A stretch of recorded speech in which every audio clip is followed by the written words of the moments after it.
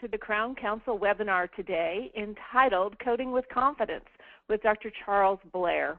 I'm Maribeth Brown, a practice advisor with the Total Patient Service Institute and your host today. Before we get started, there are a few reminders about how the webinar works.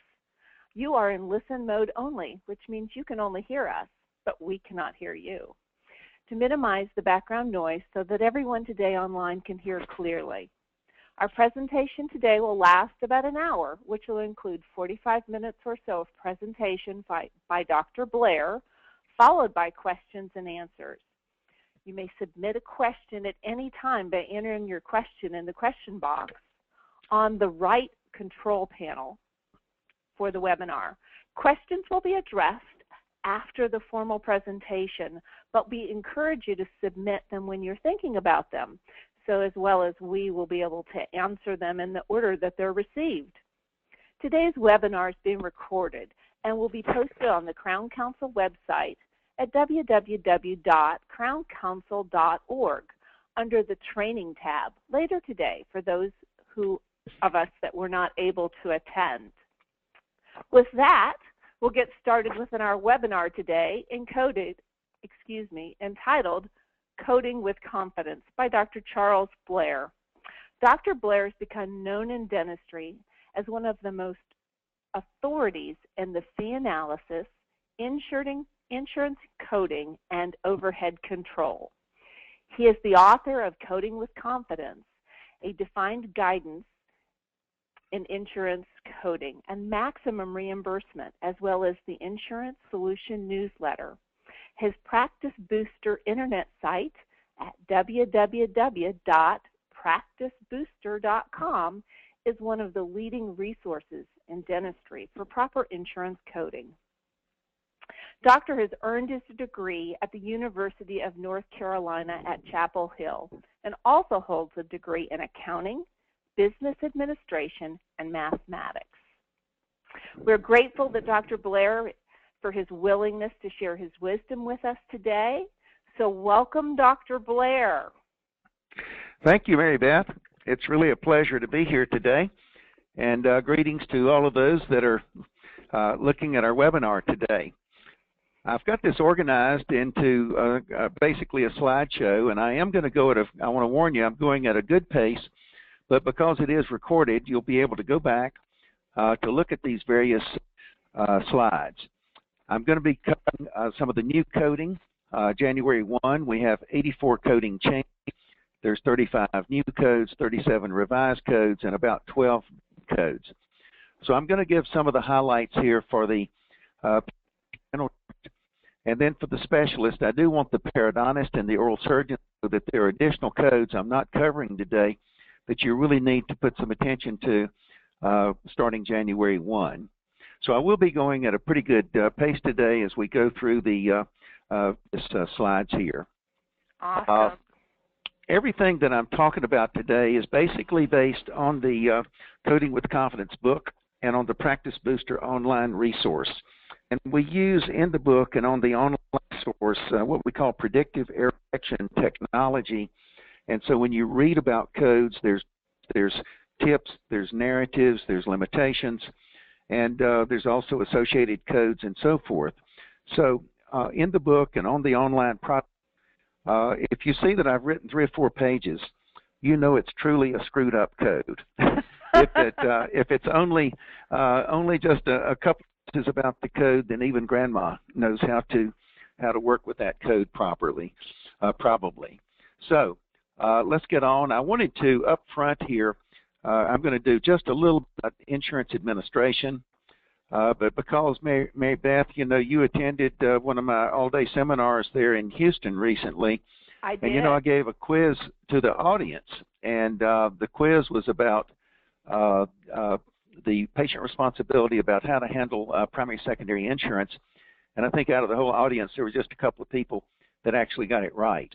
And so I just want to go over on this slide. Yes. Yeah, you're exactly correct. There was only one person that got it right, and I think there were over 300 in the room. Yep. So anyway, this is a slide. This shows, say a patient walks in. Mr. Smith walks in. He needs $1,000 of work. Let's say he needs 4 restorations, $250 each, so he needs $1,000. Let's say that your practice is a member of the PPO, his PPO, and it calls for a fee schedule of $800 for those 4 restorations. You're also a member of wife's plan, and that particular PPO has a fee schedule of $700. So the first exercise is, what fee schedule is he really responsible for here? And the answer is that many offices don't know, is he gets the lower of the contracted fee schedules. So he enjoys his wife's fee schedule of $700. So let's say that both plans paid $500 together, then there's a shortfall of $200. He would pay only $200. So his patient responsibility is $700. So what you've got to do is, let's say he needed 4 or 5 different services. So if he needs a crown, you've got to look at both PPO plans and find out what is the lowest fee schedule here for the crown. He needs a extraction. Well, it may be the PPO has the lower fee for the extraction. And so you would add up these, say, 5 services. That is patient responsibility. Now, the other thing that the group missed was that, what if primary pays, secondary pays, we never ever touch the claims form, or the, not the claims form, but the ledger card, until secondary has paid. So when there's secondary insurance involved, we totally, what primary has to say, we just collect the money, put it on the ledger card. Then after secondary is paid, now we're going to make our adjustments. And in this case, let's say that $800 comes in, or correction, $900 comes in. Well, $900 is less than our full fee of $1,000, but $900 is above the PPO fee schedules. Virtually 100% of offices will say, well, if both companies pay $900, then we've got to give some money back to somebody, or maybe the patient gets it, or maybe it goes back to secondary. No, absolutely not. We keep the full fee for our practice up to our fee. So if we receive $100 in this example, then Mr. Smith owes nothing. The practice keeps the $900. We write off the $100, but certainly Mr. Smith's not going to get any money. We do get our full fee. So you may want to look at this slide again. You may want to listen to what I can tell you, most offices miss this that are participating in PPOs.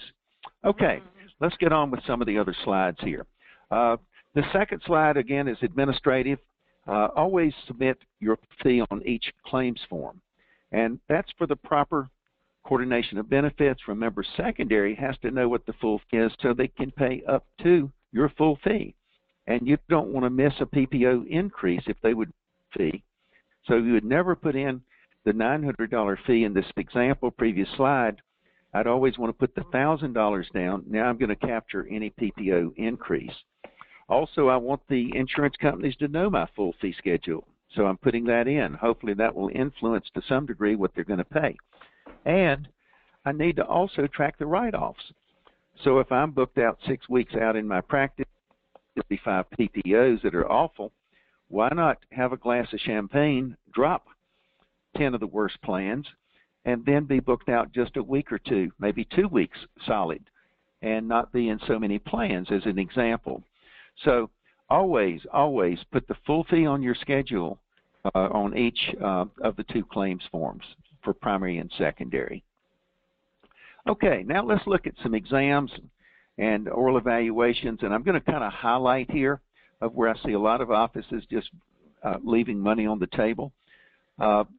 Basically, most plans pay for 2 exams a year, and the new patient exams, if they're less than 3, use code 145. If they're 3 years and up, we use 150. Now, 150 has language that says probing and charting is where indicated, and oral cancer exam is where indicated. So with the code 150 that virtually everybody uses for new patients, it does have a little bit of leeway. If you've got a 5-year-old in the chair, no, you don't have to do probing and charting. You don't have to do an oral cancer exam. Now, where money's left on the table is a lot of GPs don't know we can use 180 for new patients. 180 can pay better money or less write-offs, but we can only use 180 if it is a perio patient. They've got to have signs and symptoms of perio. So at the end of the visit of the new patient exam, we ask a question or two here. Does this patient have periodontal disease? Do they need SRP? If the answer is yes, we could code out 180.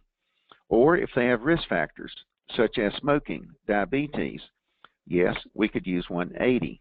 Now, 180 does require, though, full mouth probing and charting. It is mandatory. But there, Mary Beth, they are leaving money on the table to not use 180 for new patients. Oh, absolutely. So two great codes right there, Dr. Blair. The under 3 examination and the 180, correct? That's correct. Yep. Awesome. Okay, next, let's look at the checkup. We can use code 120. Everybody listening uses that code. It's kind of loose as a goose. This particular visit with code 120, we may not even pick up a probe, or we may be doing full mouth probing and charting. This particular visit, a periodic exam, is only 5-10 minutes by the doctor. Must be by the doctor, not the hygienist. If we charge out an exam, doctor must see the patient. So 120 is kind of loose as a goose at checkups. As long as we, standard of care, keep up with their periodontal probing, this particular visit we may not do anything. This particular visit we might do the full-blown workup. Now at checkups, we also can use 180. Again, they must be, I want to emphasize, they must be perio patients or have these risk factors we talked about, and it's mandatory that we do full mouth probing and charting. The problem, though, is at checkups, a lot of companies will downgrade 180 back down to 120, and so you're kind of back to ground zero. Some offices, though, say this: I'm going to do a 180 once a year with our perio patients. I'm going to do a code 120 once a year with our perio patients. We'll let them know. They'll be prepared for that. So that is another alternative. Legally, we could use 180 at all 4 4910 visits if the doctor saw the patient each time, legally. But most offices don't want to charge the patient for that and do not do that. Okay, wow, next is palliative. Absolutely insightful right there, Doctor. Okay, next let's look at palliative code. This is a code most offices do not use. They leave money on the table because, in one sense, what they're doing is they're burning up a lot of code 140s, the emergency visit exam, whereas they could just forget the exam, charge out the palliative code plus a couple x-rays, and kind of go down that road. So palliative is one of the least reported codes. It's a minor procedure. Writing a prescription is not enough. The patient has to call you. They're sitting in the chair. Now I'm going to do something to this patient today. It's not a take-back code. It's generally not subject to a deductible. We cannot report other treatment on the same visit day. So in other words, we could not do palliative plus, say, a filling or an extraction. Always use a narrative. Some of the listeners here say, well, wait a minute, we tried that code, they wouldn't pay it. You know why? They are not using a narrative. Plus, we can use a variable fee for this code. So you can vary your fee. If you're in a PPO, though, you're locked into the PPO fee schedule. Now let's look at some of the things you could do. And very quickly, you could smooth the sharp edge of a tooth. You could adjust the bite. You could desensitize the tooth, remove decay, open the tooth up, even remove some calculus in an area that's giving you discomfort, maybe an aphthous ulcer relief. So do use the palliative code. That's a code that money is left on the table in many, many cases.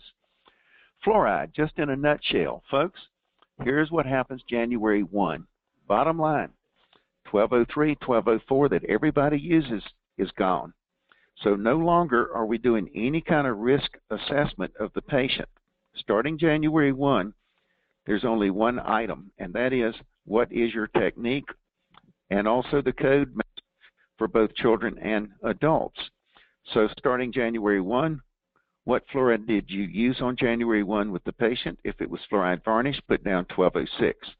If it was something else, maybe you isolated and painted on or trays or swish, then put down 1208. A warning here, 1206 historically has had a better fee, and we expect 1206 to maybe have a better fee schedule than 1208.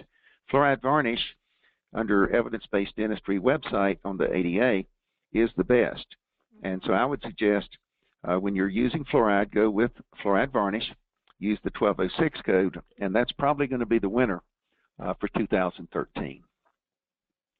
Operative restorations, a couple angles here. The incisal angle over to the right of the slide, A lot of doctors, a lot of offices think that the incisal angle is two surfaces, like an MI or DI. But it is an MIFL, DIFL. It is four surfaces, not two, so don't leave money on the table. The incisal edge, on the other hand, is the biting surface. That's going to be a 1, 2, or 3 surface, again, depending on the doctor's preparation. Crown buildups. We've got some changes here, so listen up here. Basically, we've got the core buildup, we've got the cast post or mill post, we've got the prefab post as options. Look at the bottom of the slide. Effective January 1, we did have other codes where we did buildups under bridges. No longer is it reported that way. So these are 5 codes that are deleted. Now, if you do a core buildup, you've done a core buildup. You would code out 2950, and it does not matter if a crown goes on there, a single crown, or if a bridge, a crown retainer, goes on there. A couple of things on the core buildup. It's got to be for retention of the crown. Now, this one, Maribeth, is where the companies give us a good bit of hassle, is on core buildups. Yes, they do. What are they looking for? They really do. So what are they looking for in the narrative? Well, a core buildup must be for retention of the crown and strength of the tooth. It cannot be for just box form or undercuts or maybe an ideal prep or just to impress the lab man. So the core buildup is required for the retention of the crown and strength of the tooth. This key word here is retention. Also that more than half of the tooth is missing, 65% as an example. And then if it's an endo tooth, be sure and state that. Okay. So this code is a code that is really a lot of hassles. One other warning here is that when you do your narratives on the claims form in the section, you've only got 80 characters that are guaranteed to get through to the insurance company. So if you start writing an epistle, if the insurance company reads it, they're only going to get guaranteed the first 80 characters. After that, you're out in cyberspace somewhere. Oh, so choose your characters carefully and start with retention of crown and strengthening of tooth. Yep.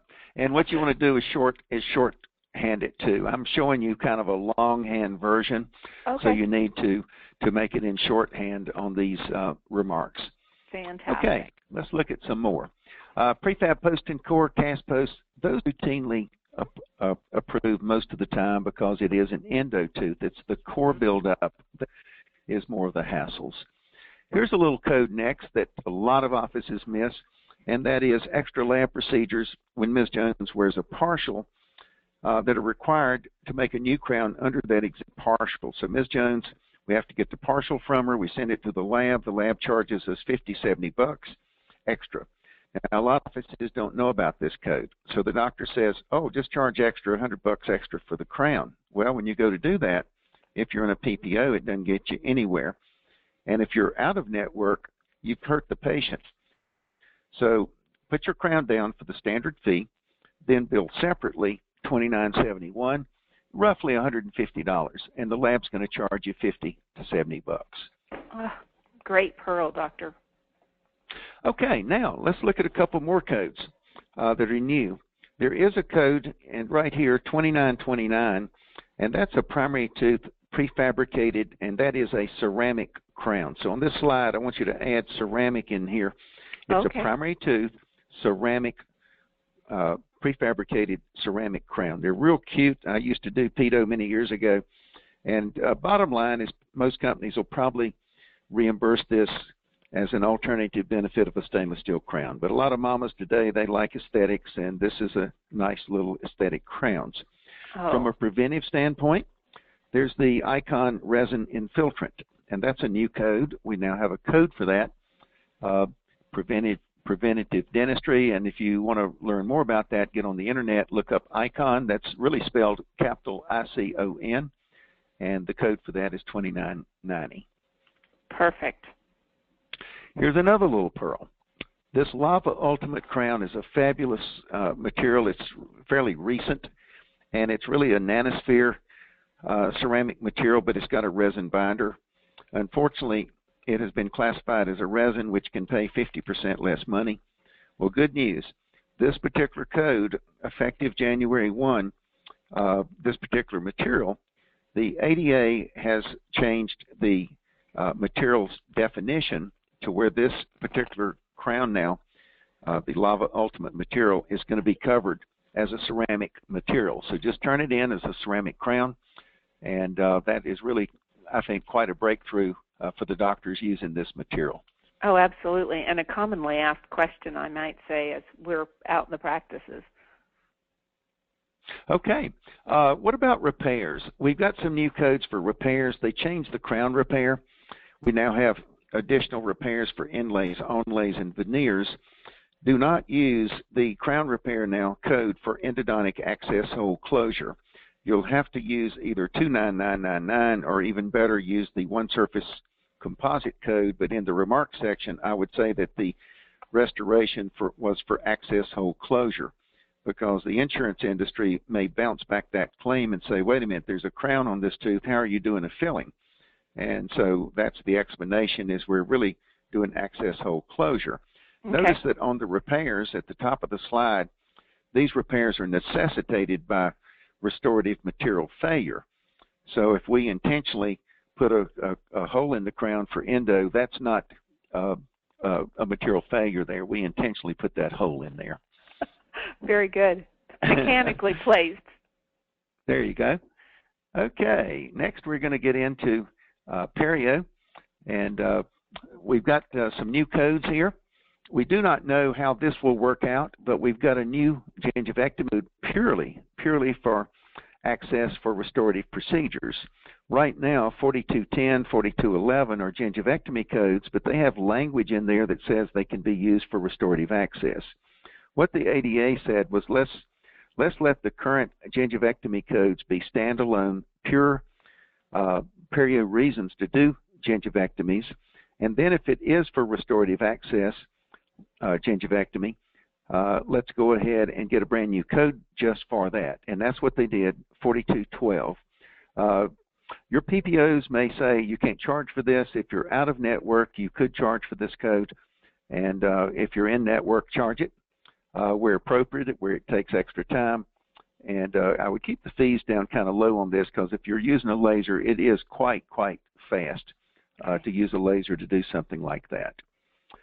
We've also got some free soft tissue graft codes. There's 2 new codes. The existing graft code was deleted, and we've got a new 2 new codes for this now. Okay, let's talk about quad scaling. 4341, 4342 are our quad scaling codes.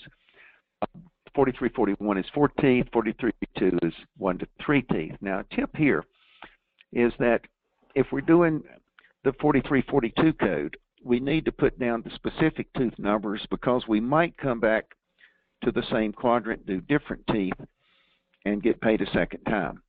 Now, the general rule is we've got to do two quads of SRP before the insurance industry will pay for the perio maintenance. Now, what are they looking for with SRP?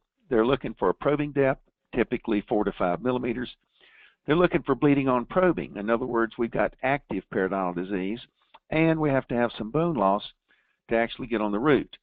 And so that's our classic SRP.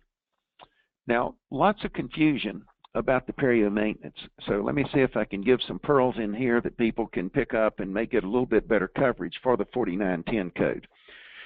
First is that we need to turn the switch on our first claims form with 4910. So when I turn it in, I want to say, wake up insurance company, here comes 4910 perio maintenance codes and claims forms.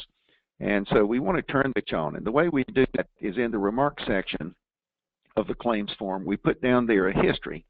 So we put down SRP, such and such a date, osseous surgery, such and such a date, gingival flap surgery, such and such a date. And then we attach full mouth probing and charting. So we call that turning the switch on. And we've got to follow SRP, osseous surgery, and so forth in order to use the 4910 code. We do not want to alternate it. The problem is patient calls the company says, we don't pay the $49.10, Ms. Jones, but we do pay 2 pro fees, and if the office would just code it that way, we'll pay for it. Now the patient calls the office and says, you're idiots, you don't know how to code, and the insurance company told me to alternate it or to charge out a pro fee. So what is the real truth?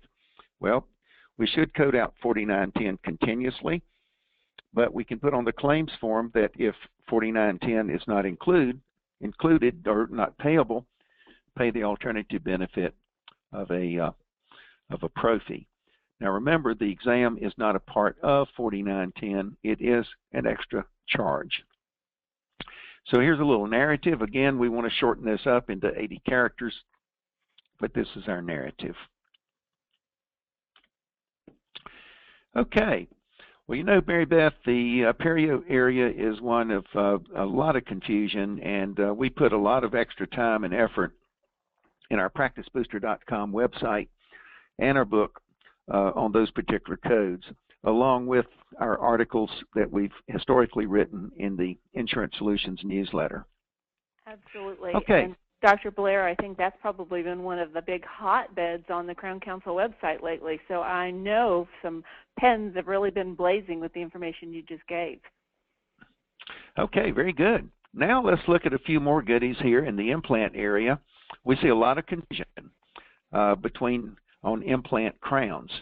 They can either be abutment supported, they can be implant supported crowns. If it's abutment supported, it just means that we're placing the implant, then the abutment, then the crown goes on top. The implant supported crown means it's screw retained. The crown, just one piece crown, goes straight into the implant. It's screw retained. Another issue is when you do an implant crown, report it as a natural tooth crown. That really is misleading. So we do have implant crowns. If you do an implant crown, report it. Insurance is probably going to pay the alternative benefit of the standard crown or possibly a partial in certain situations. Okay, what about these abutments? The prefab abutment is code 6056. The custom abutment is 6057. Custom means it's made by the lab. So the lab's making the crown and the abutment. Now there is a new code here, and that is an interim abutment.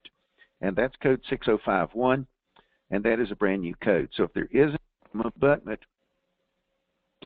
now you might say, well, why would we even want to charge that out? They're not going to pay for it and so forth. Remember, if I'm a member of they can control my fees.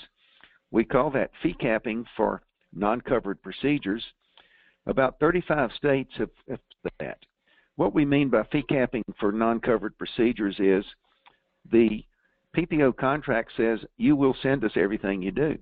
So I send in a veneer, they come back and say, well, we're not going to pay for it, but by the way, Dr. Blair, instead of $1,200 fee, you can only pay patient $800. Mm-hmm. Or I turn in tooth whitening, and they say, well, we're not going to pay for tooth whitening, Dr. Blair, but you can only charge the patient $200 for that. So that's called fee capping. 35 states have passed laws against that, but it only to insured plan. And what we mean by that is Joe's Machine Shop buys a plan from Aetna, and that is controlled by the state insurance commissioner, and that's state law. So if that law is, or that state is one of the 35 states or so, it may be a couple more states than that now, they can do that. But if the patient comes in and is under federal law, and most are, that means a bigger company. It means they have a self-funded plan. It means they've hired a third-party administrator, an insurance company, for work. There, any state laws that have been passed do not apply to self-funded plans. So they can continue to control the fee capping for non-procedures. So a lot of offices don't know the difference there. There is a difference in that patient that walks in that has dental insurance. Are they an insured patient under the insurance commissioner, or are they funded? And the self-funded tip-off is the size of the company. Also, the little patient card they have with them will say administrative services only, or it may say administered by Delta Dental. That's a tip-off that it's a federal, essentially federal plan. Aha. That's important. So it's good to split things up. And what we see, Maribeth, is like we get this call all the time in our support center. They'll say, we charge $2,000 for an implant crown, XYZ insurance company told us we can't charge but $800. We can't do the deal. Well, the mistake making is they should be charging maybe $1,100 for the crown, $900 for the custom abutment, and they may only take a $200 off that way. Now you can afford to do it. So this coding is very important. Absolutely. Now, if the specialist furnishes a prefab abutment, they would use 6199, and it's whoever in the abutment is the one who codes out the abutment. These are some of the crowns here, just sample crowns. If it's abutment-supported crowns, here's some examples. If it's implant-supported crowns, here's some. Staff, 95% of the time, the crowns at the top are going to be the correct system. About 5% of the time, it's these other systems, the so-called UCLA. So staff, be sure you ask your doctor, which kind of system are we using? If we are using an abutment is placed, then the crowns at the top are what. Also, if we're doing an implant bridge, ponic is a ponic. So we use the same ponic codes for a natural tooth bridge or for the implant bridge. Another confusion area is people, they do an overdenture and they're using the old natural tooth overdenture. So 5860 is improper. Code 53 is the correct code for an implant overdenture. Some other things. How do we code a mini implant overdenture? Staff, the mini implant looks like a small kind of a wood screw, so to speak, with the ball on top. The cap that goes into the overdenture, we call that a locator. That's code 5862. Now, if we're doing a full-size overdenture, that's coded differently. Full-size implant, we have 2 implants there. Then we're going to put an abutment on each implant. That's code 6056. And then the locator, sort of the cap in the overdenture, kind of a male-female there, that's a 5862 code. So that's how we code out a traditional full-size implant overdenture. Okay, now we're going to turn over and put our attention on oral surgery. A lot of people are making mistakes here, and of course I've got one mistake in my slide here on spelling. Deciduous is not spelled quite that way. A coronal remnant. A coronal remnant is a piece of the shell of the crown. A common error we see is the staff thinks that a baby tooth extraction is 7111. Well, if it's just a piece of the shell of the crown in the soft tissue, that's true. If the baby tooth, though, has a full crown to it, some root to it, it's mobile, still it's an erupted tooth. Code 7140. So what 7140 is our workhorse, but a lot of people don't realize that 7140 also is for an erupted tooth root. So if the crown's gone, the root's there, the doctor can elevate out the root, then that's a 7140 extraction code. So that's what that is. A surgical extraction is different. A surgical extraction is where we got an erupted tooth, but it takes either sectioning the tooth or removing to get it out. This can pay 60, 90, maybe even 100% more money due to the time and difficulty. It is the more difficult extraction. We will see staff more and more to try to maintain the bone. We can do an implant there. Now, suture is meaningless. Just putting a suture in doesn't mean it's a surgical extraction. Also, a flap is optional. So doing a flap doesn't mean that it's going to be a surgical extraction. What is a surgical extraction? We either had to remove bone to get it out, or we sectioned the tooth to get it out, or we did both. You want to be sure to document this in your clinical note. This is one of the first, if you ever get audited, this is one of the first areas they go. Aha. Make big notes on that one. Yeah, that's a really important one. In fact, some oral surgeons are a little paranoid about it all. What they'll do, they'll get the tooth out, put it out on the tray table, take an intraoral camera of the tooth to prove that yep, we did that. Very good. Good suggestion there. Intraoral cameras are wonderful, aren't they? They are. It's essential. Anybody today that doesn't practice with an intraoral camera is just crazy. I think from a liability standpoint, you need it for insurance. You just need it up and down the way. You need it for patient education. You've just got to have that. Okay, grafting. 7950 is a graft for an edentulous area. The sinus lift area for any periodontal office or GP that might do that. We now have a new code for sinus lifts, so that 7951 is kind of a lateral approach, and then the new code 7952 is a vertical approach. So we have some new coding in there. 7953 has been around. This is our bone replacement graft for extractions or an implant removal. It does not include membrane, and that would be separate. A membrane would be coded 4266 or 4267. Okay. Here's a little code. And again, I think everybody really ought to have a soft tissue laser, and they now have price points down in the $2,000 range. But there's two kinds of frenectomies. If it's a clip and we're using a laser, that's a 7960. If we're, say, we've got a frenoplasty between tooth number, say, 8 and 9, we're going down to bone, we're repositioning the muscle and doing a Z-plasty and so forth, that's more involved, and that's a 7963. We see this in periodontal offices, leaving a lot of money on the table there, Maribeth. What they do is they're doing the more expensive procedure, the more involved procedure. They're doing the Z-plasty, but they're coding out 7960, and it should be 7963, which has a better fee profile. Very good, Dr. Blair. Also, maybe in repositioning those anterior teeth after orthodontics so they don't move again, the 7963? Now this, yes, this, well, you mean the purpose of the frenectomy? Now yes. This would not be an appliance, of course, but correct. Yeah, it may be that you're going to use orthodontics to close that diastema, and you need to get all that fibrous tissue and everything out of there so that you can, move those teeth. And yeah, and keep them there afterwards, right? That's right, or keep them where you put them. That's right. Maybe a retainer there. Mm-hmm. Okay, here's just some new codes. The 7921 is a plasma-rich protein where you spin in the patient's blood, you draw their blood, and you're making a graft there. And then the sinus lift that I've already talked about. Okay, now let's look at the occlusal guard, and we're getting close to the end here, and we'll be taking some questions here in a few moments.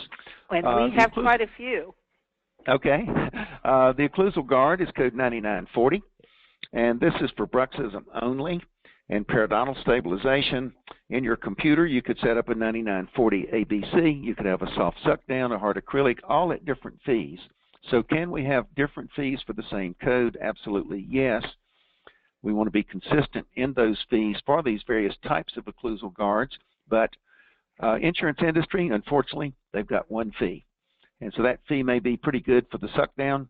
The fee might be lacking if it's a hard acrylic, as an example, that has a more substantial lab fee.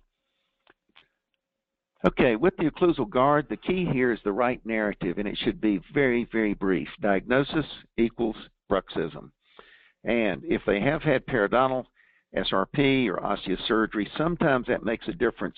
There's a periodontal rider, and if they have a perio rider, sometimes it will pay for an occlusal guard. So we want to mention bruxism. We want to mention perio.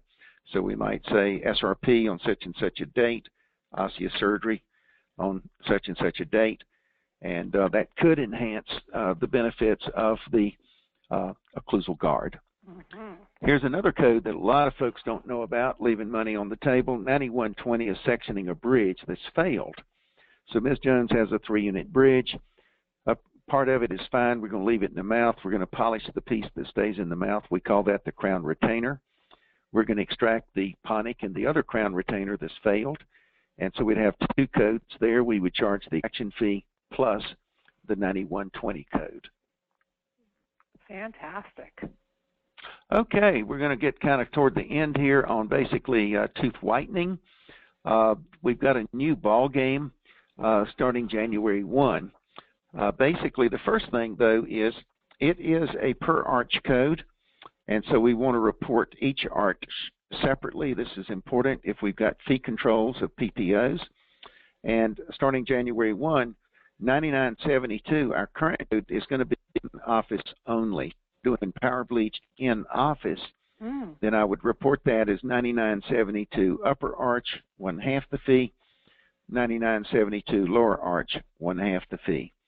Or if I'm doing take-home trays, take-home strips, that's a brand new code. That's 9975. Again, we report that separately. 9975 upper arch, 1/2 the fee. 9975 lower arch, 1/2 the fee. Sometimes we get the question, what if I do power bleach plus give them the trays? If it's an all-inclusive thing, you would code out 9972 under the new coding, and that would be it.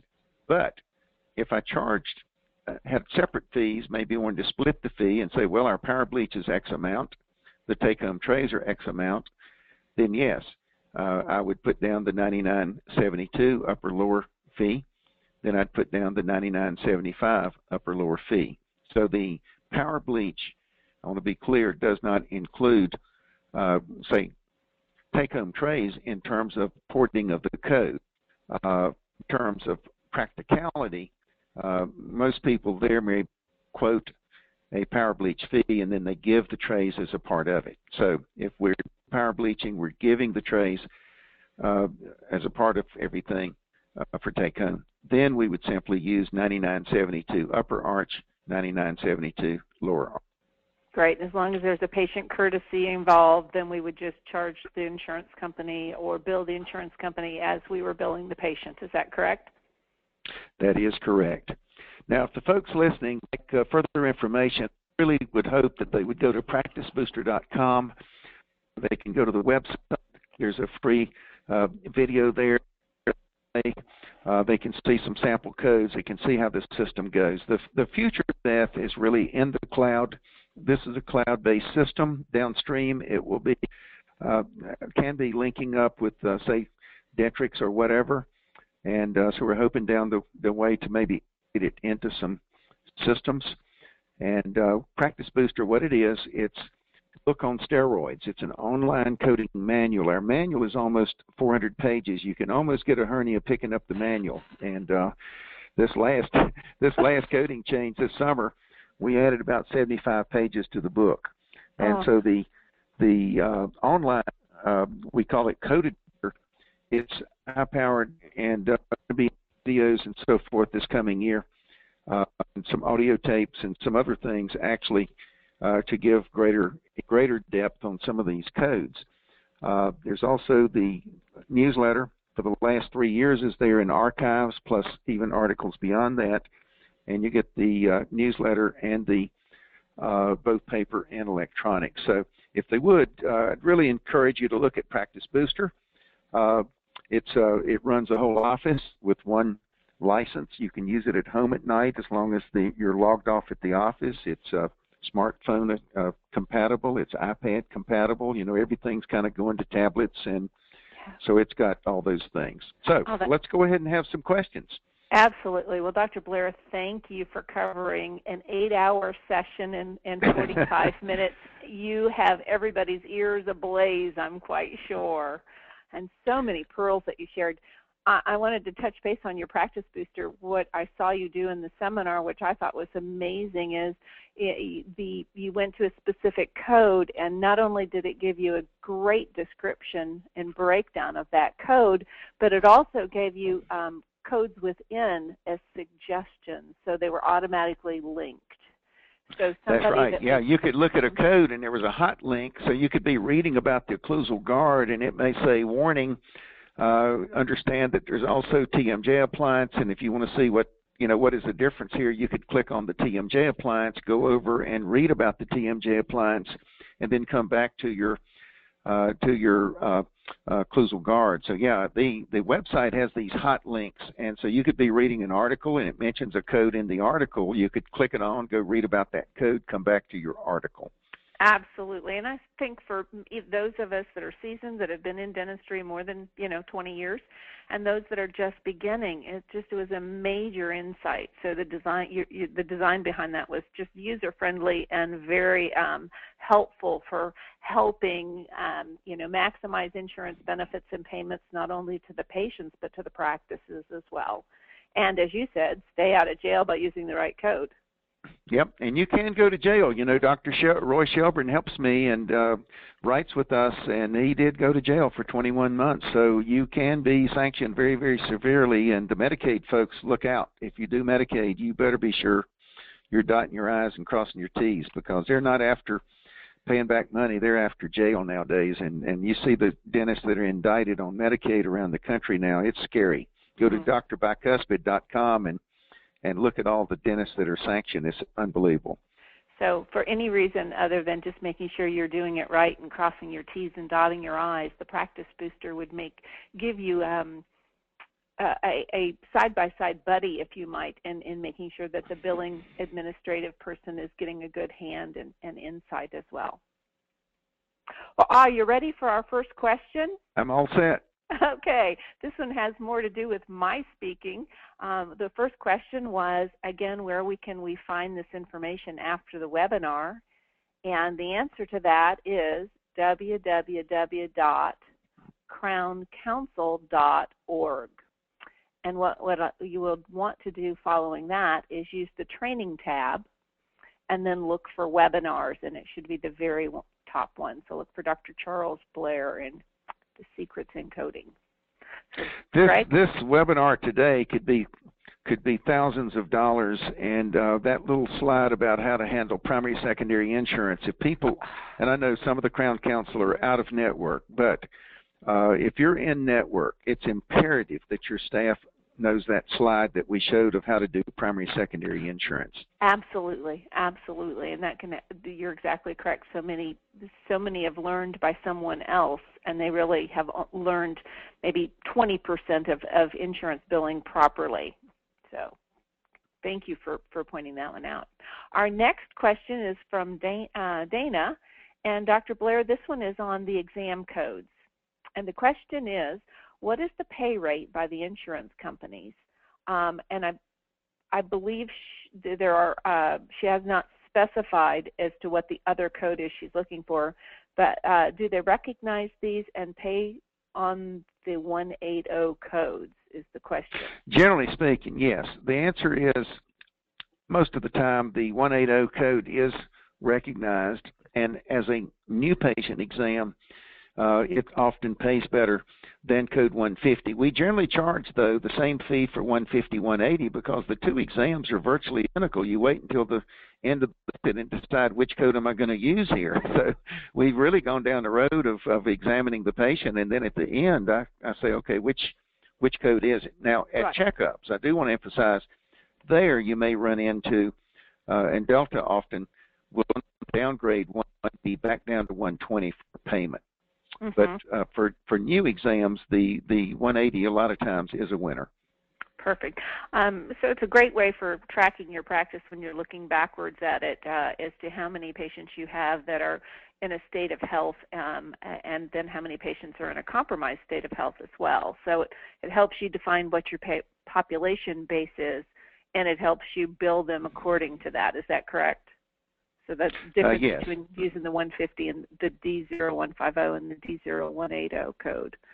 Yeah, on people, if you're tracking new patients coming in the door, then you could say, yes, these are periodontally compromised people, and then this other population is not.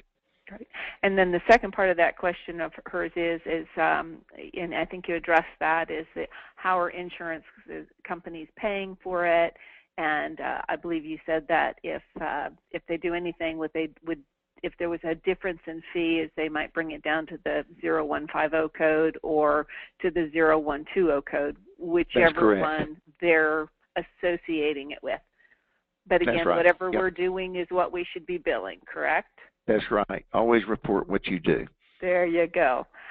Okay, here's our next question, not our last question, but our next question. And this is on, and I want to make sure I pronounce it correctly, Icon, the Icon Crown. Is that correct? Icon, ICON, capitalized, this is a resin infiltrant. So that Okay. is not a. Now, Icon also, and I'm a little bit hazy on this, may be a certain type of stainless steel crown that is prefabricated. But what I'm talking about here in this particular code, this new code, that is an Icon, and it's a resin infiltrant. But the manufacturer is capital ICON. That's Okay. what that is. Perfect. Clear And that the up. question for that is, are the insurance paying for that code? What are your? Well, we've never had a code in the past. First of all, we've never even had a code we could bill out, and yet that's been out for several years. And so I would say it's probably still not going to be paid if I just had to guess. But over the next 2 years, it's very important to turn these codes in that are not paid, because they may be paid in the future as they are integrated into the the dental insurance policies that are actually bought. So the insurance company, when they get ready to sell a policy, they talk about the various bells and whistles, and then the employer picks out what they want. And so if the employer is kind of preventive oriented in the future and so forth, then it may be that we'll start seeing some coverage. But I would, just on a pure bet, I would say it's not going to be covered. But at least we got a code for it now. Would you suggest a narrative that with that one also then, Dr. Blair? I think I would. I'd go ahead and put a narrative down and get the best you can, and then let the patients know that, hey, this may be something to do out of pocket preventatively, because every time we work on a tooth over a period of years, we have to make a bigger and bigger filling, may go to a crown, may go to a root canal. And so if we can stop something preventatively with a sealant, a preventive resin, or maybe this Icon, then that could be very good for the child. Fantastic. Or adult, right? It's not limited to children, is that correct? No, it's not limited to children. It could be an adult. Okay, good. Okay, ready for another question? Yep. Okay, this is from Annie, and Annie would like to know, this one you've probably heard more than once, what about those patients that want all 4 visits being 2 a 4910? So it sounds like they're periodontal patients, and so they'd like to have 2 of their visits be a 4910 and 2 of their visits be a 1110. How do we handle them? What are your suggestions? Well, one of the best things is just blame the government. We're in a big, right now we're blaming the government for everything. I would really lean on that. I would just say, Ms. Jones, effective January 1, and I'd blame it on Obamacare, probably. Just say that under Obamacare and under federal law and so forth, we must code what we do, and under our coding guidelines, we must code you out. You are a perio patient, and within our office, we can't, say you're a patient one visit, you're a perio patient the next. But what we are going to do, Ms. Jones, is we're going to really work very hard for you to get coverage. We're going to put on the claims form that if 4910 is not paid, pay that alternative benefit of a prophy. So I'll sick you on the insurance company to be sure that they're paying that alternative benefit of a prophy. One other pearl is that the hygienist in the clinical notes, when they put down the 4910, they need to put down that 4910 plus prophy. In other words, in the clinical notes. Now, 4910 is selected root planing and scaling plus polishing the teeth. And so really 4910 is really selected root planing plus a prophy. That's really what a 4910 is, and that's why the insurance company should pay a prophy, because a prophy is a component of the 4910. And so all I know to do is just try to convince the patient about it. But it's tough. This is a tough area. Oh, that was fantastic. And you answered a question that had been posted on the Crown Council website earlier this week, and it had to do with the periodontal office and alternating benefits. And so you just cleared that up beautifully. Thank you. I told everybody to wait. You'd be online for them to address that. Yeah, let me tell you one other pearl on that now. With that situation, there is a workaround here. The periodontist write a letter to the GP and say, I've got Ms. Jones under periodontal care. In my professional opinion, I believe that I can maintain her periodontally here with root planing and scaling and so forth in our office. And I feel like a prophy in your office can be an adjunct and you take care of her restorative needs. You charge a prophy in your office, do that procedure, and I feel we can maintain the patient. Now, that's your ticket there. That is a legal way to alternate back and forth, and that will give the greatest odds of success.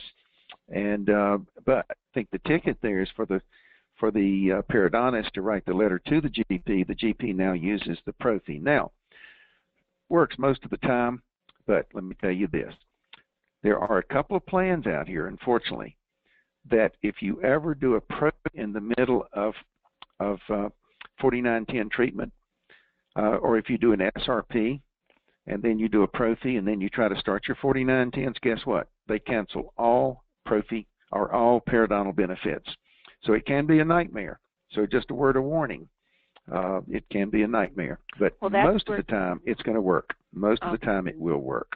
Oh, thank you for that. I know you said you flip the switch on when you do the root planning and scaling, which you mentioned earlier, the 43-42, 1 to 3 teeth per quadrant, and how beneficial that really can be in coding. I wanted to touch base with something that I heard you say in the seminar, but you didn't share today, which is, and that was because of, I think, our condensed time here comparative to the other, which I would encourage anybody to come listen to you speak if they're in the area or it's feasible. You're a phenomenal speaker and have so much information to share.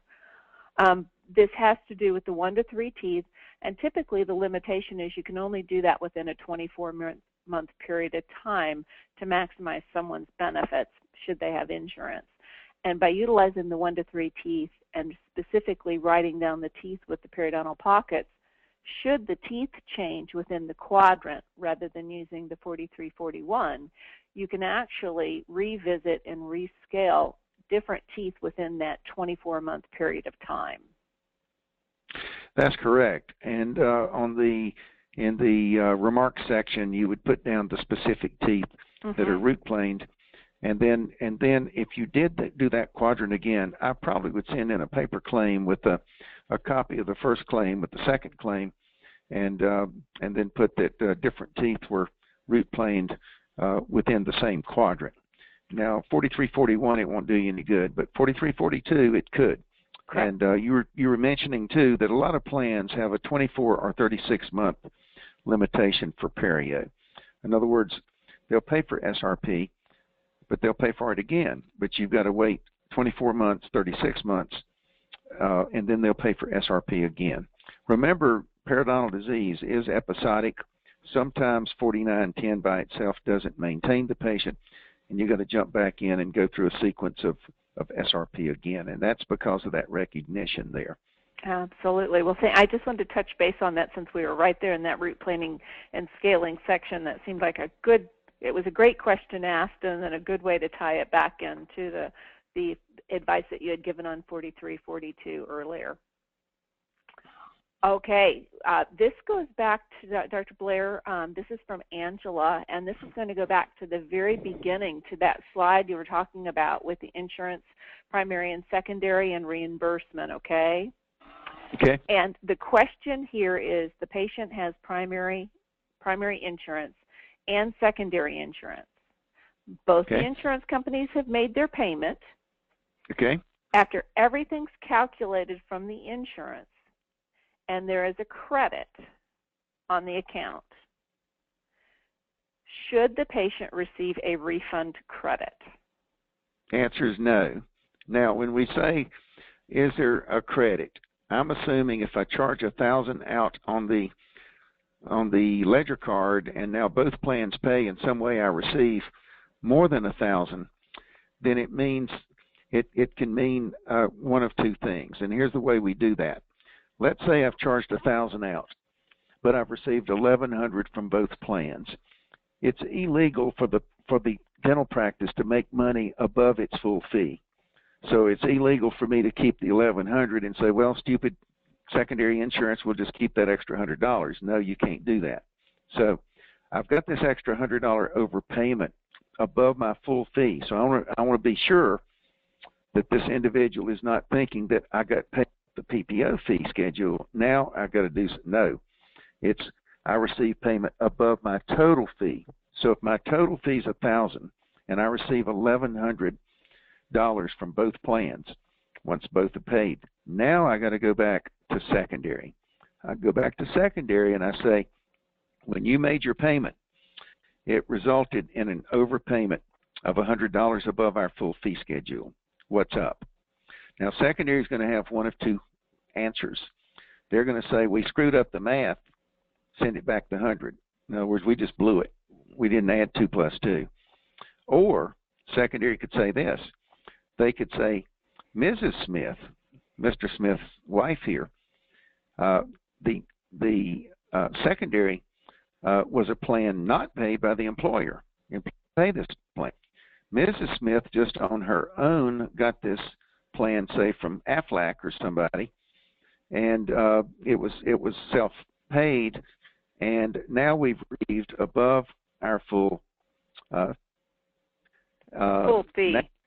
Now that our full fee. Now that $100 does go to the patient. Okay. So the patient, congratulations, we had an overpayment here of $100. We're going to send it to you. We do want you to sign a form that you acknowledge that if the insurance company for some reason would re-audit this or revisit the situation and wants that, then you're the one obligated to give it back. And so I would do that, and end of story, and that takes care of it. Let me say this very quickly about coordination of benefits is positive. This means that secondary pays in conjunction with primary, and secondary can pay up to the full fee. So we like what we call coordination of benefits. Now, unfortunately, the other situation is called non-duplication of benefits. Now, what that means is secondary will not pay anything if primary has normally would pay. So let's say that secondary calculates we pay $600 on this claim, and primary pays $600 or better, secondary pays nothing. So when a patient comes in and tells the business staff, you know, I got 2 insurance companies on my dentistry, I'm sure I won't have to pay anything. Well, that may be true. It may not. If the policy is non-duplication of benefits, then yes, that patient will end up having to pay. Now, if secondary does pay and has coordination of benefits, the patient's probably correct. Odds are they probably they won't have to pay anything. So we would simply tell the patient, Mr. Jones, if you have the type of plan that coordinates, it may be that you don't have to pay. But we'll call the company. If it has non-duplication of benefits, then that means that it will not pay any additional beyond what it normally would pay.